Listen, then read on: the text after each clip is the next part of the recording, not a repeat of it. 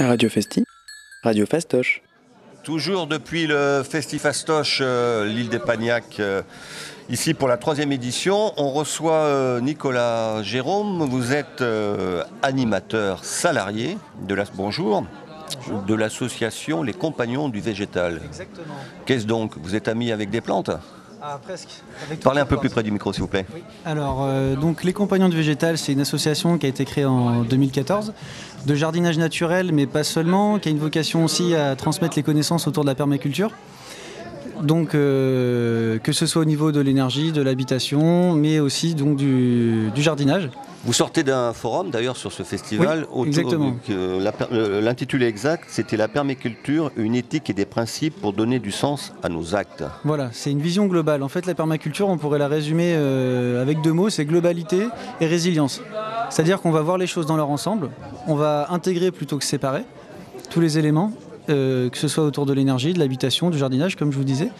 Et on va essayer de créer des systèmes qui sont reproductibles à l'infini, sur une échelle de temps infinie. L'idée, voilà, c'est de... Et après, ça s'autogère, voilà, exactement. Pour le jardinage, oui. Pour le jardinage, oui.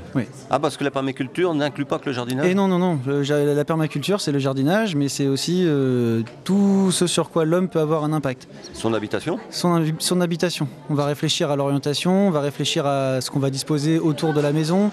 On va réfléchir à, par exemple, mettre une serre du côté sud sur la maison qui, en hiver, va réchauffer la maison. Et vice-versa, il va y avoir des échanges de chaleur entre les deux.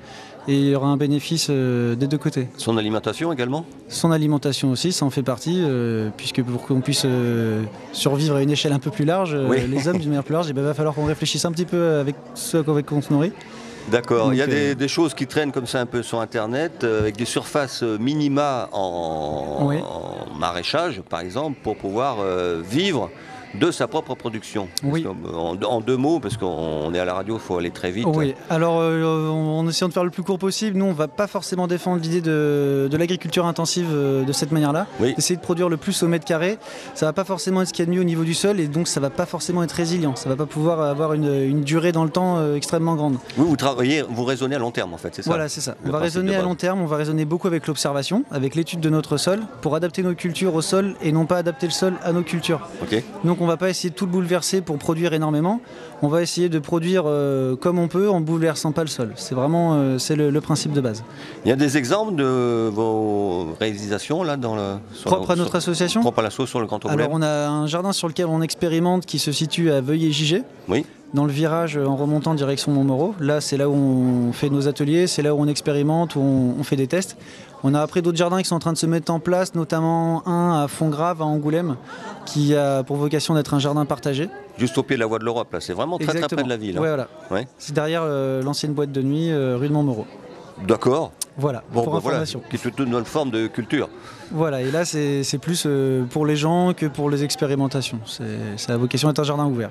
Vous êtes combien dans l'association? Alors pour l'instant, on est 2 animateurs salariés.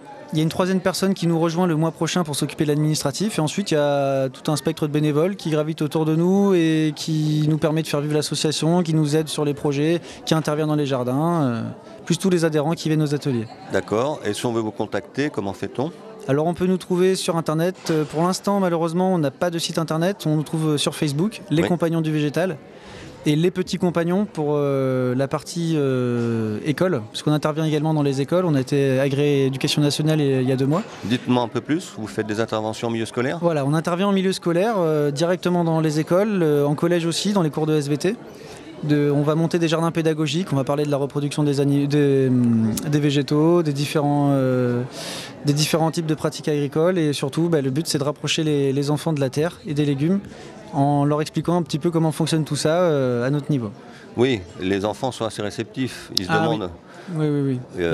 Les tomates cerises que l'on trouve sur plastique dans les supermarchés, il n'y a pas que ça dans la vie. Et non, et encore, il faut savoir les reconnaître. Il y en a même qui ne savent pas encore reconnaître un plant de tomate d'autre chose. Et nous, on va essayer de parer un peu à ça. Juste avant, on parlait de l'école Montessori, qui s'adresse plutôt aux tout petits. Vous, ce genre d'intervention, vous le faites à quel âge à peu près? Tous les niveaux.